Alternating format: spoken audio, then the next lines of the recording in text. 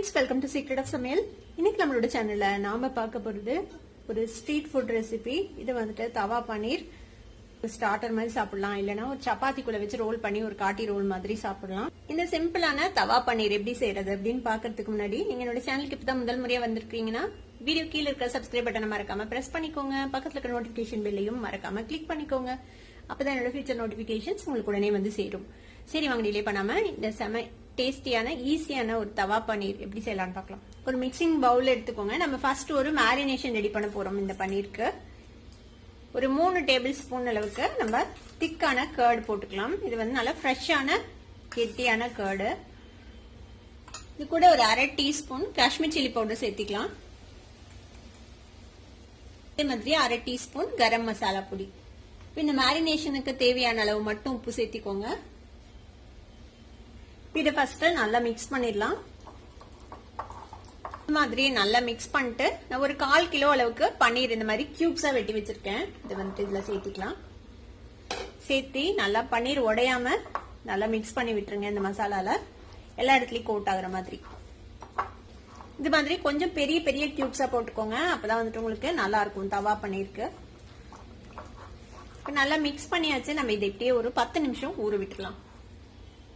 Pan அடுப்புல வச்சிருக்கேன். நான் வந்து இன்னைக்கு இந்த பேன்ல செய்ய போறோம். நீங்க வந்து உங்ககிட்ட ஒரு பெரிய இரும்பு தவா, தோசை தவா இருந்துச்சுன்னா அதுல செய்யுங்க. ட்ரெடிஷனலா அதுதான் செய்வாங்க இந்த ஸ்ட்ரீட் ஃபுட். என்கிட்ட அந்த அளவுக்கு பெரிய தவா இல்ல, அதனால நான் இன்னைக்கு இந்த பேன்ல தான் செய்ய போறேன். இதுல ஒரு 1 டேபிள் ஸ்பூன் அளவுக்கு எண்ணெய் விட்டுருக்கேன். எண்ணெய் வந்து நல்லா சூடாயிடுச்சு. ஒரு வெங்காயத்தை இந்த மாதிரி ஃபைனா சாப் பண்ணி வச்சிருக்கேன். இந்த வெங்காயத்தை இதுல சேர்த்திடலாம்.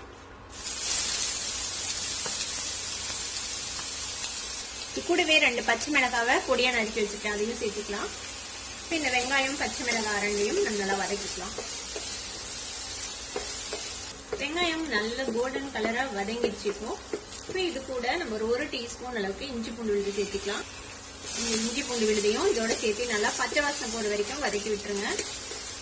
1 நிமிஷம் நல்லா வதங்கிடுச்சு. இப்போ ஒரு 2 தக்காளியை இந்த மாதிரி பொடியா நறுக்கி வச்சிருக்கேன், அந்த தக்காளி சேர்த்துக்கலாம்.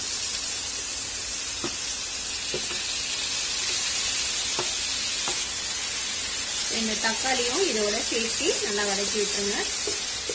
இந்த தக்காளி கூடவே நம்ம வந்து மசாலாஸ் எல்லாம் சேர்த்திடலாம். கொஞ்சமா மஞ்சள் தூள் சேர்த்திக்கோங்க. மல்லித்தூள் ஒரு 1 டீஸ்பூன் சேர்த்திக்கலாம். சாட் மசாலா பவுடர் ஒரு 1/2 டீஸ்பூன். சீரகப்பொடி ஒரு 1/2 டீஸ்பூன் சேர்த்திக்கலாம். கொஞ்சமா காஷ்மீர் ரெட் சில்லி பவுடர் சேர்த்திக்கோங்க. நம்ம மேரினேஷன்லயும் சேர்த்திருக்கிறோம். நல்லா காரம் பார்த்து சேர்த்திக்கோங்க. பச்சை மிளகாவும் சேர்த்திருக்கோம். நம்ம இது எல்லாத்தையும் சேர்த்து நல்லா மிக்ஸ் பண்ணி விட்டுலாம். இந்த தக்காளி இந்த மசாலா எல்லாம் நல்லா வதங்கணும். தக்காளி நல்லா மசிஞ்சு வதங்கணும். அது வரைக்கும் அதை வதக்கி விட்டுலாம். ஒரு 3-4 நிமிஷம் நல்லா வதக்கிருக்கோம். நல்லா பச்சை வாசனை போயிடுச்சு. தக்காளியும் நல்லா மேஷ் ஆயிடுச்சு. பாருங்க, நல்லா குக் ஆயிடுச்சு. இப்போ இந்த அளவுக்கு நல்லா வதக்கிடுங்க. எண்ணெயும் பிரிஞ்சிருச்சு. இதுல நம்ம கொஞ்சமா உப்பு சேர்த்திக்கலாம். நம்ம பன்னீர்லயும் உப்பு சேர்த்திருக்கோம், பார்த்து உப்பு சேர்த்திக்கோங்க. சாட் மசாலாலயும் உப்பு இருக்கும், கம்மியா உப்பு சேர்த்திக்கலாம். இதுல கொஞ்சம் தண்ணி கொஞ்சமா விட்டீங்கன்னா போதும். இந்த மசாலா வந்து பெரட்டின மாதிரி தான் இருக்கும்.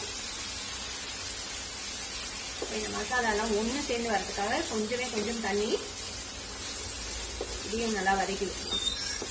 கூடவே நான் வந்துட்டு ஒரு குடமிளகாவை இந்த மாதிரி பெரிய பெரிய டைசஸா வெட்டி வச்சிருக்கேன், அதையும் சேர்த்திக்கலாம்.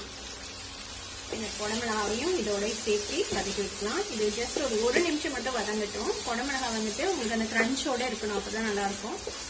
இப்போ ஒரு 1 நிமிஷம் நம்ம வந்துட்டு குடமிளகா போட்டு வதக்கிருக்கோம். இப்போ வந்துட்டு நம்ம மேரினேட் பண்ணி வச்சுருக்கேன் இந்த பன்னீரை வந்துட்டு இதில் சேர்த்துக்கலாம். மேரினேஷனையும் சுத்தமா எடுத்து இதில் போட்டுருங்க. இதை அணுவாம பரட்டி விடுங்க, பன்னீர் உடையாத மாதிரி.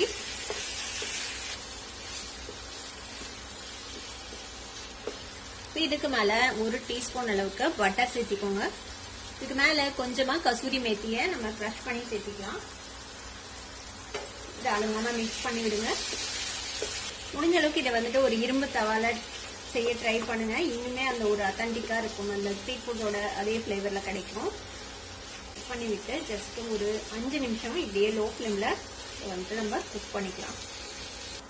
ஒரு 5 நிமிஷம் நம்ம வந்துட்டு பன்னீர் போட்டு நல்லா வதக்கிட்டோம். பாருங்க, பாத்தீங்கன்னா தெரியும், நல்லா வந்து அந்த பச்சை வாசனைலாம் போயிடுச்சு. மசாலாலாம் நல்லா வெந்துச்சு. சூப்பரா பன்னீர் மேல அந்த மசாலாஸ் எல்லாம் கோட் ஆயிடுச்சு. இந்த அளவுக்கு மட்டுமே வதக்குங்க. குடமிளகாவை வந்துட்டு ஓவரா வேக வைக்க கூடாது. ஓரளவுக்கு அந்த கிரன்ச்சோட இருந்தாதான் நல்லா இருக்கும் குடமிளகா. இதுக்கு மேல நம்ம கொஞ்சமா ஃப்ரெஷ் கொத்தமல்லி தலை போட்டுடலாம். கிளறி இறக்கிட்டோம்னா நம்மளோட தவா பன்னீர் ரெடி. அடுப்பு ஆஃப் பண்ணிடலாம். நம்மளோட தவா பன்னீர் ரெடி ஆயிடுச்சு. இதை இந்த மாதிரி ஆனியன் வெஜ்ஜஸ் அப்புறம் லெமனோட நீங்க சர்வ் பண்ணலாம். ட்ரை பண்ணி பாருங்க. ட்ரை பண்ணி பார்த்துட்டு எப்படி இருந்தது அப்படின்னு கமெண்ட்ஸ்ல ஃபீட்பேக் கொடுங்க. இந்த வீடியோ உங்களுக்கு பிடிச்சிருந்தா சப்ஸ்கிரைப் பண்ணுங்க. பக்கத்துல பெல் ஐகானை கிளிக் பண்ணுங்க. அப்பதான் ஃபியூச்சர் நோட்டிபிகேஷன்ஸ் உங்களுக்கு உடனே சேரும். லைக் பண்ணுங்க, ஷேர் பண்ணுங்க. தேங்க்யூ ஃபார் வாட்சிங் திஸ் வீடியோ. Bye by.